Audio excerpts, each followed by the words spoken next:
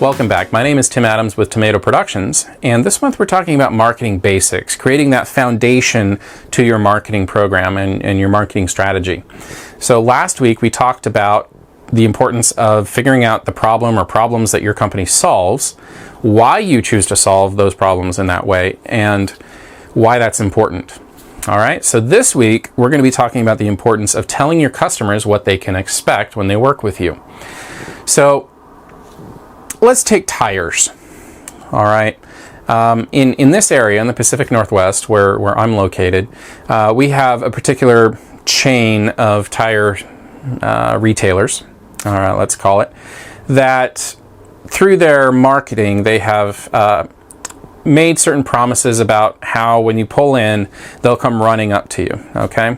So they're setting a precedent in their marketing to say this is what you can expect when you come to visit us to, for whatever, to get your brakes done, to get your tires, changed out or rotated, whatever, okay? Unfortunately, in my experience, my personal experience, that has often not happened. I think in the probably dozen or so times I've gone into one of these stores, I think maybe twice I've had somebody run up to my car. Now I understand, they get busy and they're very popular in this area, and so they're almost always busy. And, there's a line to wait, blah, blah, blah. However, the promise does not meet the reality. All right. And what that has caused me to do is it's caused me to look at other providers for tires because that expectation has not been met. And it gives me the feeling that expectation is not important enough to the company, to the corporate culture, as it filters out through all the stores to be met every single time for every single customer.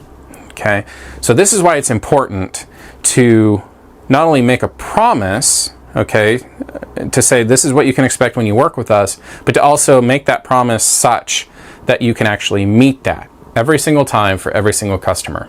All right. The other advantage to saying this is what you can expect when you work with us is simply because that makes it easier for the customer to say, oh, well, they're making a promise to me, and they're painting this picture of what the experience is going to be like. Now it's up to you to deliver on that. And this is where the idea of under-promising and over-delivering comes in. All right. So you do not, like this tire place, you don't want to make a promise that you cannot keep. Okay. It's got to be sustainable and it's got to be achievable every single time. All right. So because of that, it's very important that you think through what that process is going to be. Okay. From the very first touch point to the very last, interaction, what does that process look like? What is the approach that you're going to have? What is the attitude or the posture that you're going to have every time you deal with that customer or that client? Okay? How are you going to make them feel like they are the only customer that you have? How are you going to provide an experience that is going to stay with them in a positive way? Because experiences can be negative and those tend to stick with us. But again, over-delivering means that you're providing more or service or products that meet or exceed expectations, okay? Because once you exceed expectations, that is where we get really, really good testimonials and really, really good ratings.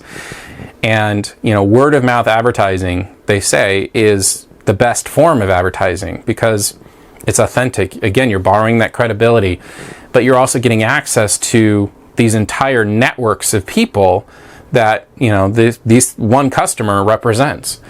And the other final point I'm going to make in terms of why this is important is because you don't really get a deep profile or background of every customer that you have an interaction with. I mean, it's very rare that you do.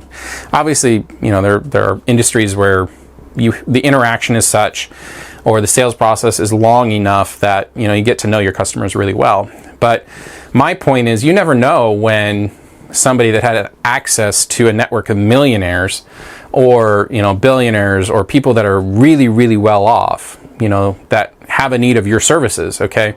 you never know who is going to be that gateway to a massive revenue stream, okay? So it's important that every customer gets treated the exact same way, okay? And it's also important that every customer gets treated very, very well, okay? Now, obviously, there are situations where customers can be rude, they can be arrogant, they can be egotistical, they can be demanding. I get that. You know, that goes hand in hand with being in business. However, from a cultural standpoint, it's important that you set the bar high in terms of this is how we're going to treat our customers. Because oftentimes, when we have a bad customer service experience, the situation just devolves into chaos. And that's where we get the really, really bad reviews. That's where we get reports to the Better Business Bureau. I mean, just bad juju, all right? So if we can focus on doing everything we can to meet the needs of our customers in a consistent way every single time, then your business should thrive. Thanks for watching. We have one more week left, and I'm very excited about this.